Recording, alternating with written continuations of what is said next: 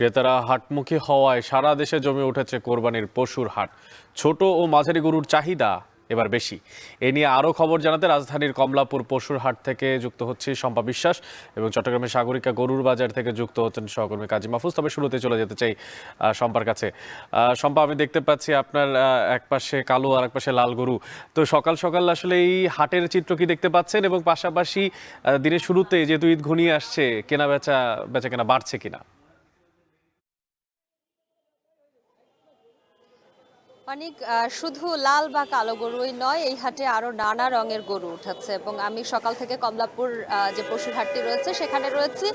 একটু জানিয়ে রাখি, এবার ঢাকার 2 সিটি কর্পোরেশনে, অর্থাৎ ঢাকা উত্তর সিটি কর্পোরেশন এবং দক্ষিণ সিটি কর্পোরেশনে এখন পর্যন্ত সবশেষ তথ্য বলছে হাট বসেছে 19টি। তবে আজকে যেহেতু সবশেষ কর্মদিবস, সেক্ষেত্রে আরও 2টি হাটের সিদ্ধান্ত আসার কথা রয়েছে। যদিও হাট দুটিতে ইতোমধ্যেই গরু উঠেছে, কিন্তু যে আনুষ্ঠানিক সিদ্ধান্ত সিটি কর্পোরেশন থেকে দেওয়া হয় সেটির ফয়সালা আজকে হবে। ফলে বলা চলে যে হাটের সংখ্যা আরও 2টি বাড়তে পারে। এবং আমি কমলাপুরের হাটের কথা বলছিলাম। এই হাটে আমরা দেখেছি যে এখন পর্যন্ত যেসব গরু বিক্রি হচ্ছে তার মধ্যে ছোট এবং মাঝারি গরুর চাহিদা বেশি, যেটা বরাবরই থাকে। এবং আমরা বিভিন্ন সময় এখন পর্যন্ত হাট নিয়ে যেসব প্রতিবেদন করেছি সেখানেও আপনি দেখবেন একই চিত্র, যে ছোট এবং মাঝারি গরুর চাহিদা কিন্তু সবসময় বেশি। যারা বড় গরু নিয়ে এসেছেন তাদের বিক্রি কিছুটা কম, তবে তারা আশা করছেন যেহেতু আরও 2 দিন রয়েছে কোরবানির জন্য, সেক্ষেত্রে সেই গরু বিক্রির চাহিদা 2 দিনের মধ্যে আসলে অনেকটাই বেড়ে যেতে পারে। আরেকটি তথ্য জানিয়ে রাখি, আমরা এই হাটের চিত্র যেমনটি দেখছি, পুরো রাজধানীর যেসব হাট বসেছে সবগুলোর চিত্র কিন্তু একই রকম নয়। এই হাটে একটু বেচা বিক্রি কম হলেও অন্যান্য যে হাটগুলো আছে সেগুলোর চিত্র কিন্তু অনেকটাই ভিন্ন। কোথাও কোথাও বেশি পরিমাণে গরু বিক্রি হচ্ছে, কোথাও একটু তুলনামূলক কম হচ্ছে। তবে এই 2 দিনে সেই ক্ষতি বা সেই যেটুকু কম রয়েছে সেটুকু পুষিয়ে ওঠা সম্ভব বলে মনে করছেন ব্যবসায়ীরা। এই ছিল আমার কাছে কমলাপুর হাট থেকে পশুর হাটের সবশেষ খবর।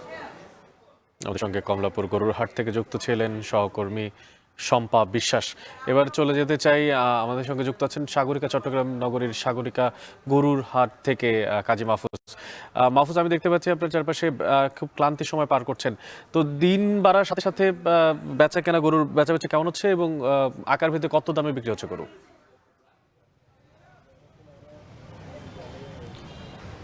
গত কয়েকদিন চট্টগ্রামে টানা বৃষ্টি ছিল, যার কারণে সেটি গরুর হাটগুলোতে প্রভাব ফেলেছিল।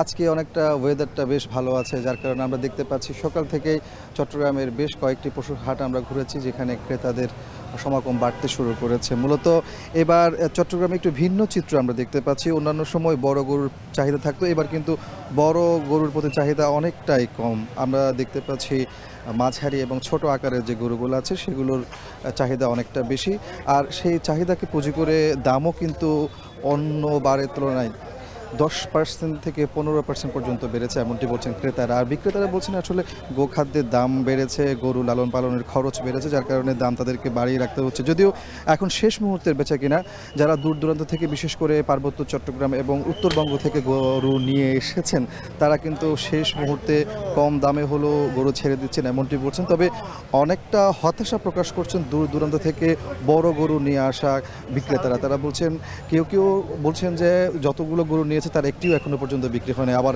যারা ছোট গরু, মাঝারি আকারের গরু নিয়ে আসছে, তারা বলছেন যে প্রায় 70 থেকে 80% পর্যন্ত বিক্রি হয়েছে।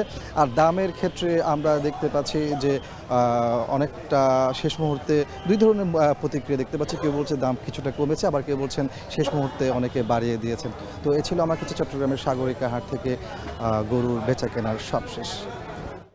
ধানমন্ডি থেকে মাত্র কয়েক মিনিটের পথ, স্বপ্ননিবাস